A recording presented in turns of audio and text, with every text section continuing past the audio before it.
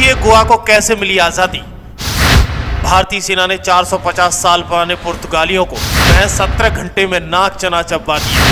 भारतीय सेना का लोहा आजादी के समय से माना जाता रहा है। 450 सालों पुराने पुर्तगाल शासन को महज 36 घंटे में खदेड़ दिया था। ये भारतीय सेना की हकीकत है। इतना ही नहीं, पुर्तगालियों को भारतीय सेना के सामने घुटने भी टेकने पड़े थे, गोवा को छोड़कर भागना भी पड़ा था। वो हकीकत क्या है जब महज 36 घंटे में पुर्तगालियों की सेना को भारतीय सेना ने दौड़ा दौड़ा कर जहन्नम पहुंचा दिया था, बल्कि कभी न लौटने के लिए हस्ताक्षर भी करने पड़े थे। दरअसल आज़ादी की लंबी लड़ाई के बाद भारत जब आज़ाद हुआ था तब भी गोवा पर पुर्तगाल का ही कब्जा था। करीब 450 सालों से गोवा पर राज कर रहे पुर्तगालियों को भगाना इतना आसान भी नहीं था, क्योंकि वहाँ का शासक नाटो का सदस्य था। इसके बावजूद देश की आज़ादी के 14 साल बाद जब भारत ने गोवा को अपना हिस्सा बनाने की ठानी तो इसे पूरा करने में सिर्फ 36 घंटे लगे थे। एक और जहां मुगलों के बाद भारत पर अंग्रेजों ने कब्जा कर रखा था तो वहीं अपनी हुकूमत कर रखी थी, वहीं पुर्तगाल पर पुर्तगालियों का शासन था। आज़ादी की लंबी लड़ाई के बाद भारत जब आज़ाद हुआ तब भी गोवा पर पुर्तगाल का ही कब्जा था। करीब 450 सालों से गोवा पर राज कर रहे पुर्तगालियों को भगाना आसान नहीं था, क्योंकि वो वहाँ का शासक नाटो का सदस्य हुआ करता था। उस पर हमले का मतलब था नाटो पर हमला। इसके बावजूद देश की आज़ादी के लिए 14 साल बाद जब भारत ने गोवा को अपना हिस्सा बनाने की ठानी तो इसे पूरा करने में महज 36 घंटे लगे थे। हम बात कर रहे हैं 19 दिसंबर 1961 की, जब भारत ने गोवा को अपना अभिन्न अंग बना लिया था। तभी से इस तारीख को गोवा मुक्ति दिवस के रूप में मनाते हैं। आइए जानते हैं इससे जुड़े हुए तमाम सारे किस्से। दरअसल भारत को तो आज़ादी मिल गई थी, लेकिन गोवा को नहीं मिली थी। ये साल 1498 की बात है। सबसे पहले वास्को डी गामा भारत आया। इसके बाद धीरे धीरे पुर्तगाली आते गए और कुछ ही सालों में गोवा पर पुर्तगालियों ने कब्जा कर लिया।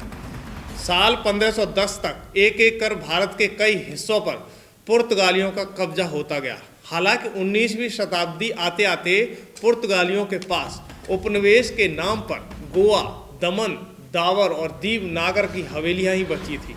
साल 1947 में आज़ादी की लड़ाई कामयाब हुई तो अंग्रेजों को भारत छोड़ के भागना पड़ा। हालांकि उन्होंने देश को 2 टुकड़ों में बांट दिया था, फिर भी गोवा को आज़ाद करने से पुर्तगालियों ने मना कर दिया था। भारत आज़ाद हुआ था तो गोवा को भी अपना हिस्सा बनाना चाहता था। इसके लिए सरकार ने प्रयास करना शुरू किया। भारत ने साल 1955 में गोवा पर आर्थिक प्रतिबंध भी लगा दिया, जिससे तंग आकर पुर्तगाली गोवा में घुटने टेक दें। हालांकि ये प्रयास सरकार का विफल हो गया। एक एक कर जब सभी राजनयिक प्रयास नाकाम होते गए तब प्रधानमंत्री जवाहरलाल नेहरू ने तय किया कि गोवा को मुक्त करने के लिए सेना का इस्तेमाल करना ही पड़ेगा।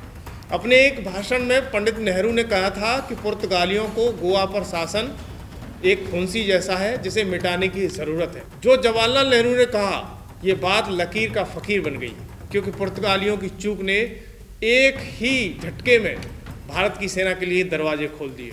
गोवा पर सैन्य कार्रवाई आसान नहीं थी। पुर्तगाल उस वक्त अटलांटिक ट्रीटी ऑर्गेनाइजेशन यानी नाटो का हिस्सा हुआ करता था। ऐसे में पुर्तगाल पर हमले का मतलब था कि सीधा भारत नाटो से टक्कर ले रहा था। नाटो के सदस्य देश किसी सैन्य कार्रवाई पर भारत के खिलाफ खड़े हो जाते थे। ऐसे में भारत को तलाश थी एक मौके की, और ये मौका खुद पुर्तगालियों ने भारत को दे दिया। उनकी चूक ने भारत की सैन्य कार्रवाई का रास्ता खोल दिया था। दरअसल बात आती है 1961 की, जब पुर्तगाली सैनिकों ने भारत के मछुआरों पर गोलियां बरसा दी। इस गोलीबारी में मछुआरों की मौत भी हो गई थी। इसके कारण अंदर ही अंदर पुर्तगाल के खिलाफ आग सुलग रही थी, चिंगारी धड़क रही थी। लोग अब हर हाल में गोवा को भारत का हिस्सा देखना चाहते थे। इस घटना के बाद स्थिति काफ़ी बेकाबू होने लगी और जगह जगह आंदोलन दिखाई देने लगे थे। इसको देखते हुए प्रधानमंत्री जवाहरलाल नेहरू ने तब के रक्षा मंत्री के.वी. कृष्णा मेनन के साथ एक आपात बैठक बुलाई। इस बैठक में सख्त कदम उठाते हुए पुर्तगालियों पर कार्रवाई करने का फैसला लिया गया। फिर शुरू होता है ऑपरेशन विजय। दरअसल प्रधानमंत्री और रक्षा मंत्री के बीच हुई बैठक के बाद गोवा में पुर्तगालियों को खदेड़ने के लिए 17 दिसंबर 1961 को ऑपरेशन विजय की शुरुआत की गई थी। इसके तहत भारतीय सेना, नौसेना और थल सेना के लगभग 30,000 सैनिकों को गोवा की आज़ाद कराने के लिए तैनात किया गया। पुर्तगाल ने शुरू में इन सैनिकों को मुकाबला करने का फैसला किया। उन्होंने गोवा में भारतीय सैनिकों के प्रवेश के मुख्य द्वार पर वास्को के पास बने पुल को धमाके से उड़ा दिया। इसके बावजूद भारतीय सेनाएं थमी नहीं थी। भारतीय सेना ने पुर्तगालियों के ठिकाने पर जोरदार बमबारी कर दी। थल सेना भी आगे बढ़ रही थी और नौसेना भी आगे बढ़ रही थी। आखिरकार पुर्तगालियों ने अपनी हार मान ली, क्योंकि भारतीय सेना की वेबसाइट के अनुसार 19 दिसंबर 1961 को तत्कालीन पुर्तगाली गवर्नर मैन्यू वासले डिसेल्वा ने समर्पण की घोषणा कर दी थी। रात करीब 8:30 बजे उसने समर्पण के हस्ताक्षर कर दिया और न कभी लौटने की बात कही। इसके साथ ही गोवा में 450 सालों से चले आ रहे पुर्तगालियों के शासन का अंत हो गया।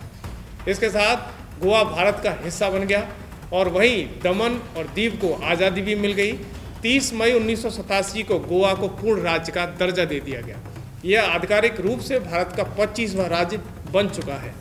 ये उस गोवा की हकीकत है जिसे भारतीय सेना ने महज 36 घंटे में अपने कब्जे में ले लिया। इस पर पुर्तगालियों का 450 सालों से राज चला आ रहा था, उसके चंद घंटों में ही भारतीय सेना ने मिटा दिया। आपको क्या लगता है, क्या भारतीय सैनिक देश पर मिटने के लिए तैयार रहते हैं? हमें ज़रूर बताएं।